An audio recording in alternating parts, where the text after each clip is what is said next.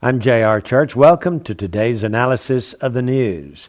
From Israel Today comes this unusual report. Israel finds a Palestinian bomb laboratory in Jerusalem. Yes, Israel on this past Sunday released for publication the recent discovery of a Palestinian terrorist bomb factory in eastern Jerusalem in the suburb of Abu Dis, where the Palestinian Authority has already built a parliament building in anticipation of one day controlling the city.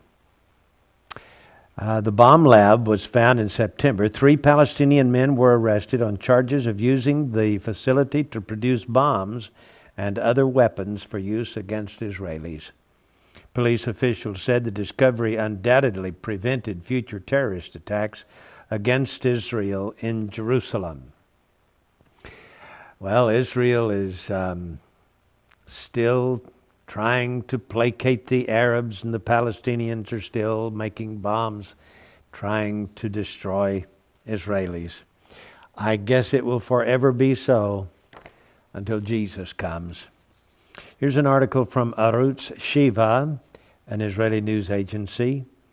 From Israel National News, the recent defection of the daughter of Iranian President Mahmoud Ahmadinejad's film advisor to Germany is the latest clue to a non-military Cold War against a nuclear Iran. Iranian filmmaker Nargis Kalhor, whose father is Iranian President Mahmoud Ahmadinejad's cultural affairs advisor and a media spokesman, has applied for political asylum in Germany.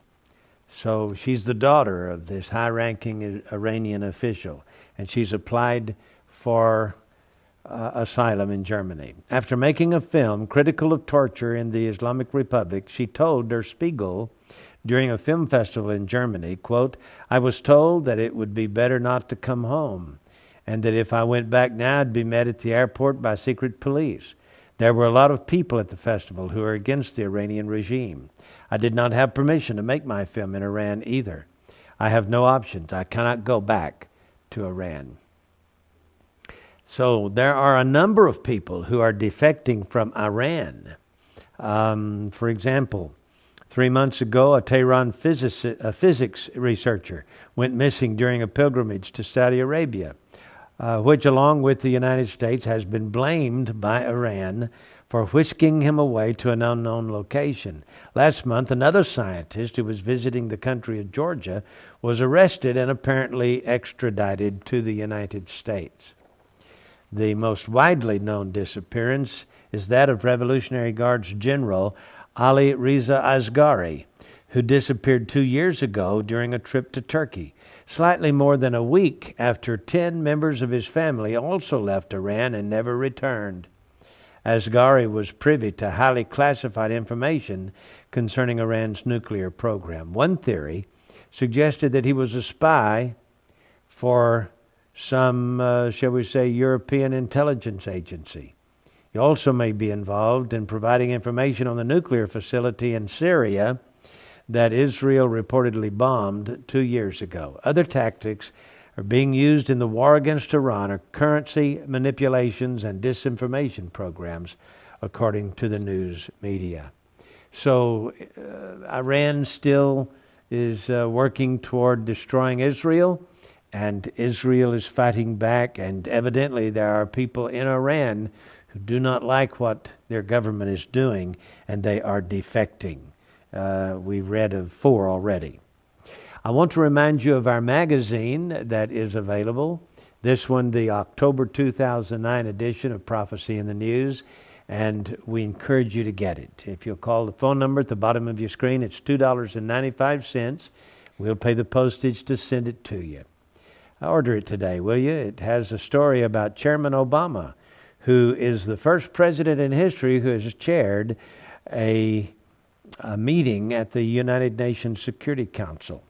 And then there are other interesting articles as well. The Ancient Book of Enoch, Part 9, concludes the Book of the Luminaries, story on angels in history and prophecy, and The United Nations calling for a new global currency, and so on. It's a fascinating little magazine. We invite you to get it today. I would like to encourage you to subscribe for the next year. If you will, I'll send you a bonus. We have, for example, 4 books that I have written. One is on the 12 minor prophets called They Pierced the Veil and Saw the Future. Another one on Guardians of the Grail, that's the legend of the Holy Grail, and the men who plan to rule the world. That's the conspiracy out of which the Antichrist will arise. And then the Song of Moses, hidden prophecies in the Song of Moses. Moses was the first of the writing prophets. What he did, what he said, where he went, how long he lived, everything about him is prophetic, and we follow through with that study. And this one, of course, the mystery of the menorah and the Hebrew alphabet. These 22 letters in the Hebrew alphabet have meanings, which from Aleph and consistently all the way through to the last letter Tav tell the gospel story. It's a fascinating read, and we'll give it to you. $48 value worth of books. We'll give it to you absolutely free if you will subscribe for a year. $34.95 for 1 year subscription to Prophecy in the News. And that $34.95 includes the postage and handling for sending these books to you. Okay? So write us today or call. Call us today, will you?